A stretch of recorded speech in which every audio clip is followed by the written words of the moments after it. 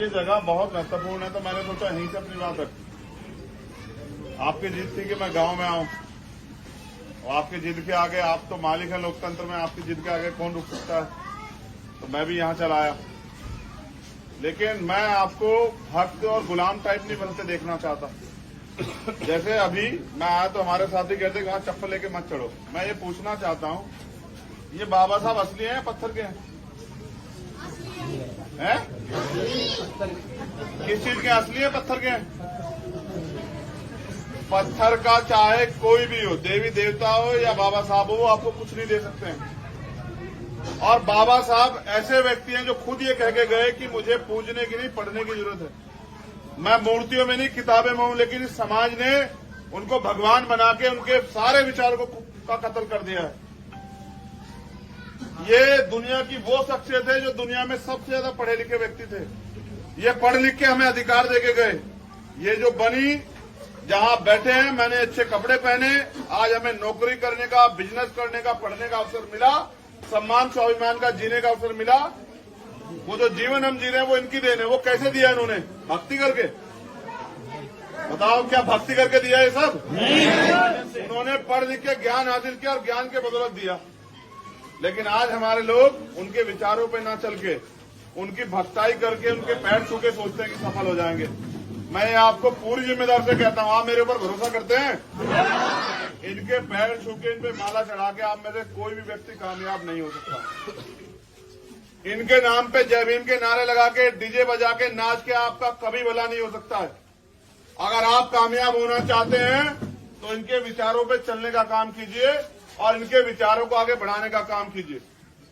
बाबा साहब पहले वो शख्स थे जिन्होंने कहा आजाद भारत में कि मैं किसी भी समाज की उन्नति उस समाज में रहने वाली महिलाओं की उन्नति से मानता हूं।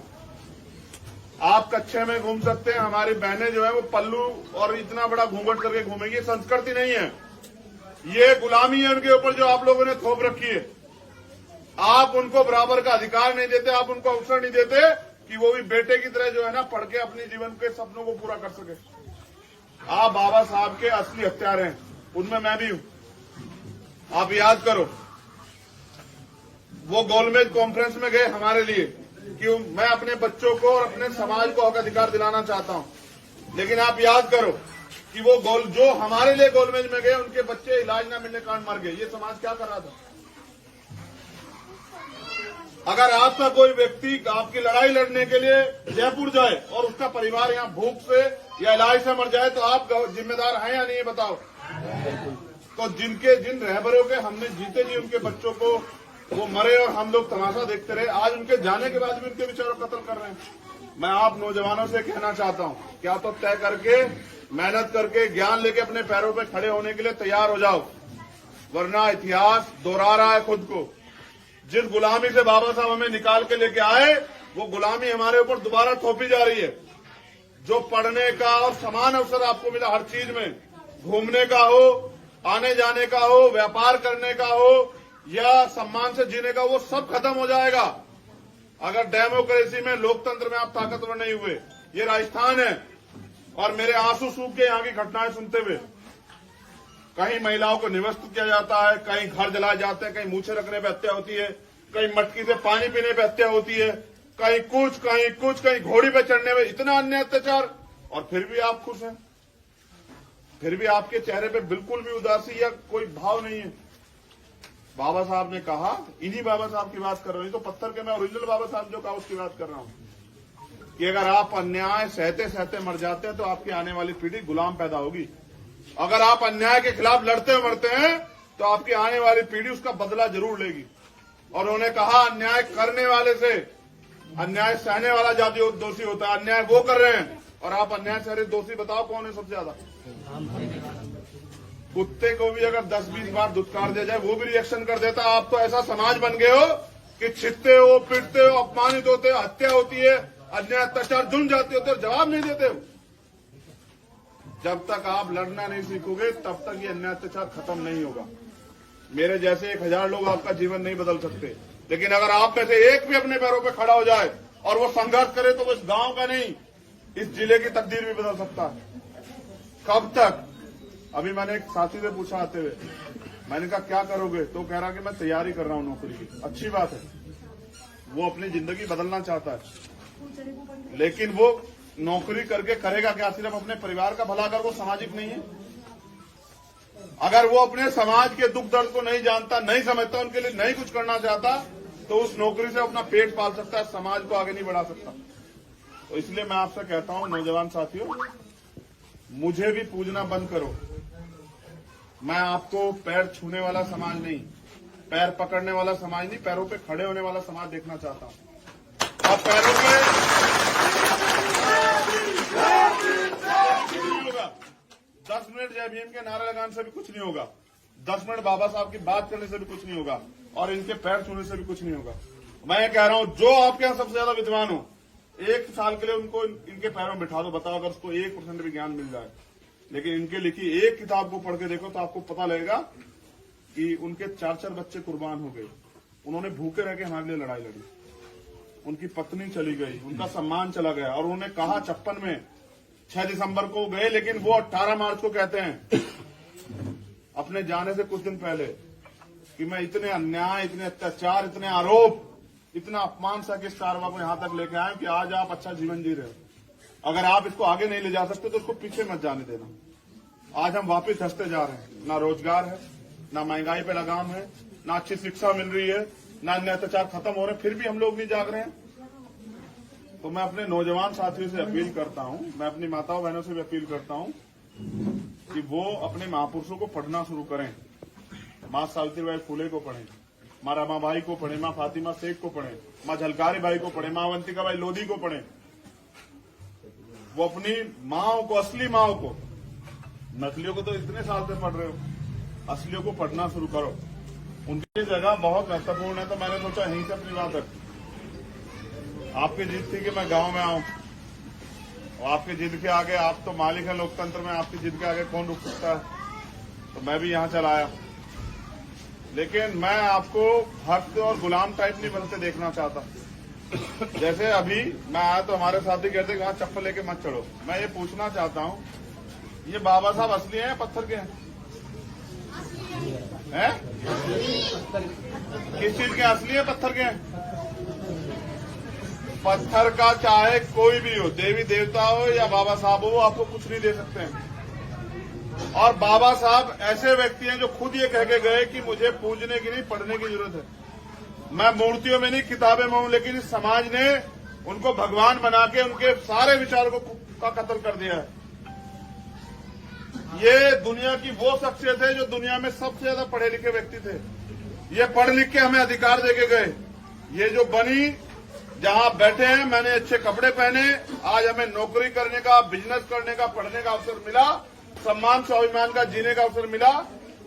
वो जो जीवन हम जी रहे हैं वो इनकी देन है। वो कैसे दिया इन्होंने? भक्ति करके। बताओ, क्या भक्ति करके दिया ये सब? नहीं। उन्होंने पढ़ लिख के ज्ञान हासिल किया और ज्ञान के बदौलत दिया।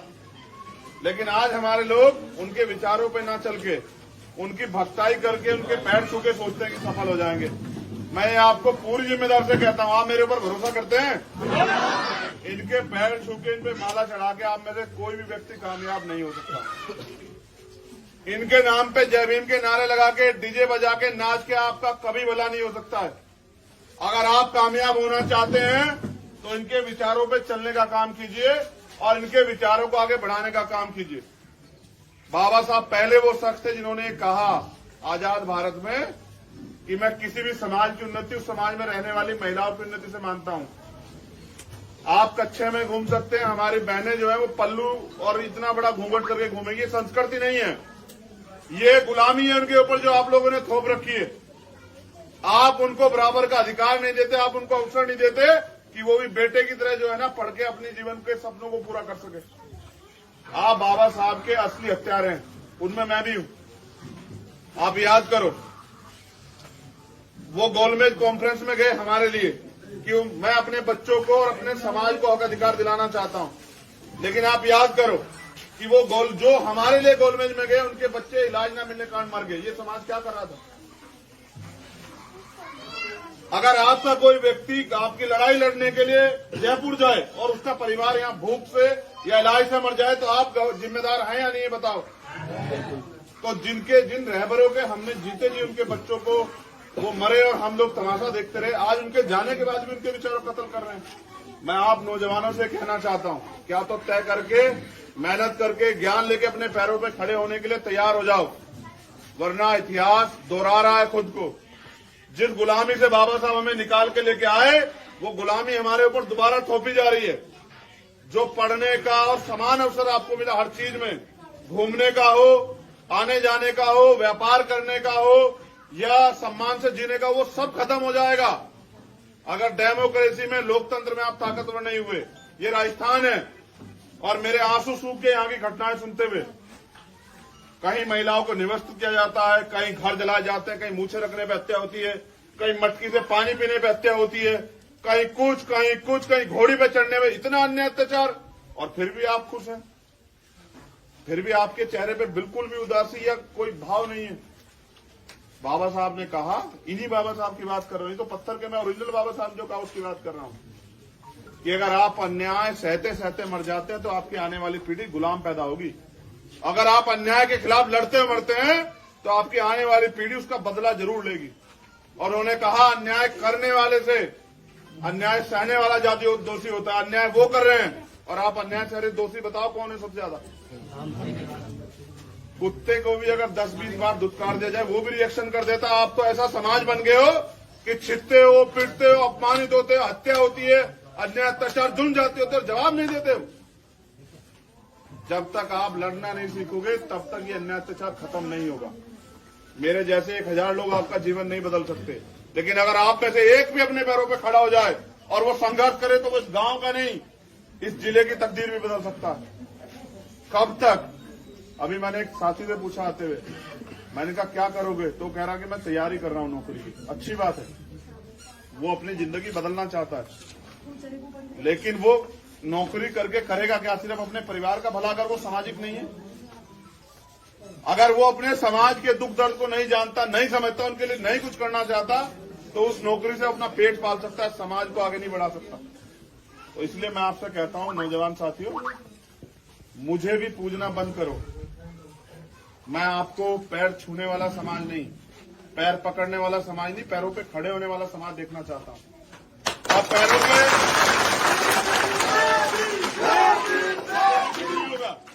10 मिनट जय भीम के नारा लगाने से भी कुछ नहीं होगा, 10 मिनट बाबा साहब की बात करने से भी कुछ नहीं होगा, और इनके पैर छूने से भी कुछ नहीं होगा। मैं ये कह रहा हूं, जो आपके यहां सबसे ज्यादा विद्वान हो, 1 साल के लिए उनको इनके पैरों में बिठा दो, बताओ अगर उसको 1% भी ज्ञान मिल जाए। लेकिन इनके लिखी एक किताब को पढ़ के देखो तो आपको पता लगेगा कि उनके 4-4 बच्चे कुर्बान हो गए। उन्होंने भूखे रह के हमारे लिए लड़ाई लड़ी, उनकी पत्नी चली गई, उनका सम्मान चला गया, और उन्होंने कहा 56 में 6 दिसंबर को गए, लेकिन वो 18 मार्च को कहते हैं अपने जाने से कुछ दिन पहले कि मैं इतने अन्याय, इतने अत्याचार, इतने आरोप, इतना अपमान सा किस कारवा को यहां तक लेके आए कि आज आप अच्छा जीवन जी रहे हो। अगर आप इसको आगे नहीं ले जा सकते तो उसको पीछे मत जाने देना। आज हम वापस धंसते जा रहे हैं, ना रोजगार है, ना महंगाई पे लगाम है, ना अच्छी शिक्षा मिल रही है, ना अन्य अत्याचार खत्म हो रहे हैं, फिर भी हम लोग नहीं जाग रहे हैं। तो मैं अपने नौजवान साथियों से अपील करता हूं, मैं अपनी माताओं बहनों से भी अपील करता हूं कि वो अपने महापुरुषों को पढ़ना शुरू करें। माँ सावित्रीबाई फुले को पढ़ें, माँ रमाबाई को पढ़ें, माँ फातिमा शेख को पढ़ें, माँ झलकारी बाई को पढ़ें, माँ अवंतिका बाई लोधी को पढ़ें। वो अपनी माओ को, असली माओ को, नकलियों को तो इतने साल से पढ़ रहे हो, असलियों को पढ़ना शुरू करो। उनकी जगह बहुत महत्वपूर्ण है। तो मैंने सोचा यहीं से अपनी बात रखी। आपकी जिद थी कि मैं गांव में आऊं, और आपकी जिद के आगे, आप तो मालिक है लोकतंत्र में, आपकी जिद के आगे कौन रुक सकता है? तो मैं भी यहां चला आया, लेकिन मैं आपको भक्त और गुलाम टाइप नहीं बनते देखना चाहता। जैसे अभी मैं आया तो हमारे साथी कहते कि वहां चप्पल लेके मत चढ़ो। मैं ये पूछना चाहता हूं, ये बाबा साहब असली हैं या पत्थर के हैं? किस चीज के असली है, पत्थर के हैं? पत्थर का चाहे कोई भी हो, देवी देवता हो या बाबा साहब हो, वो आपको कुछ नहीं दे सकते हैं। और बाबा साहब ऐसे व्यक्ति हैं जो खुद ये कह के गए कि मुझे पूजने की नहीं, पढ़ने की जरूरत है। मैं मूर्तियों में नहीं, किताबें में हूं, लेकिन इस समाज ने उनको भगवान बना के उनके सारे विचारों का कत्ल कर दिया है। ये दुनिया की वो शख्सियत है जो दुनिया में सबसे ज्यादा पढ़े लिखे व्यक्ति थे। ये पढ़ लिख के हमें अधिकार देके गए।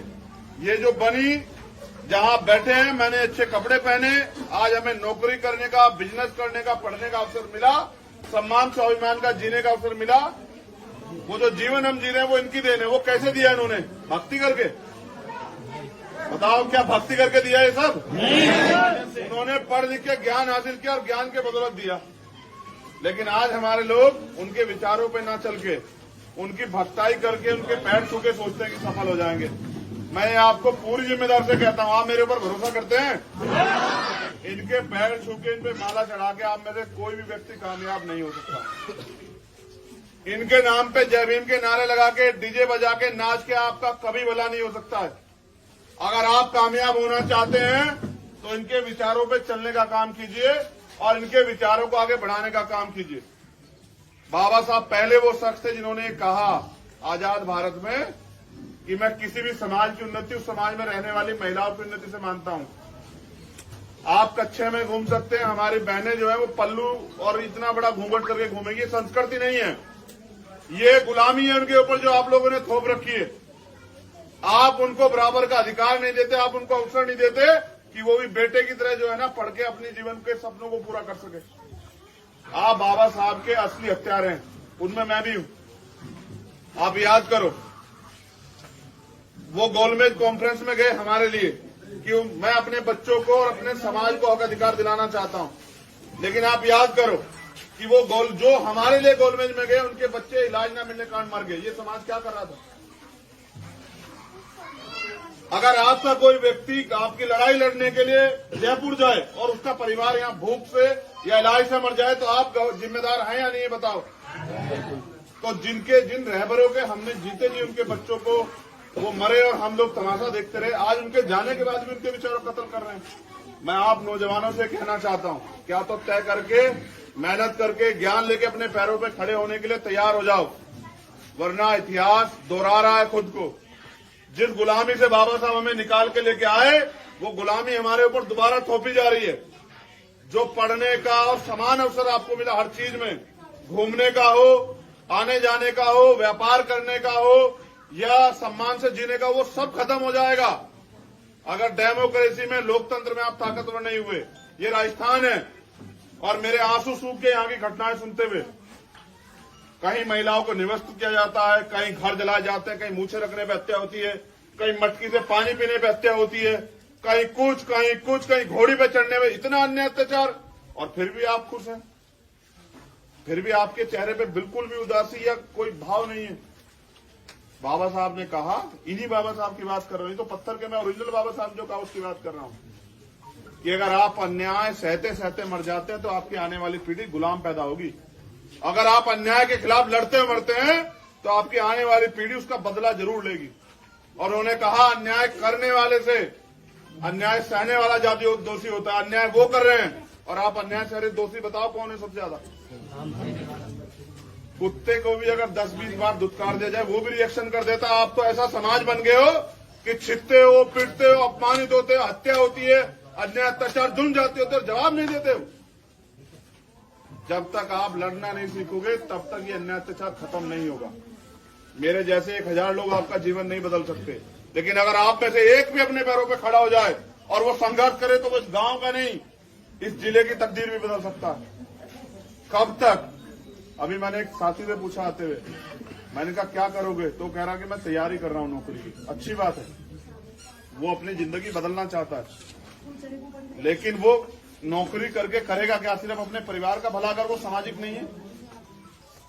अगर वो अपने समाज के दुख दर्द को नहीं जानता, नहीं समझता, उनके लिए नहीं कुछ करना चाहता, तो उस नौकरी से अपना पेट पाल सकता है, समाज को आगे नहीं बढ़ा सकता।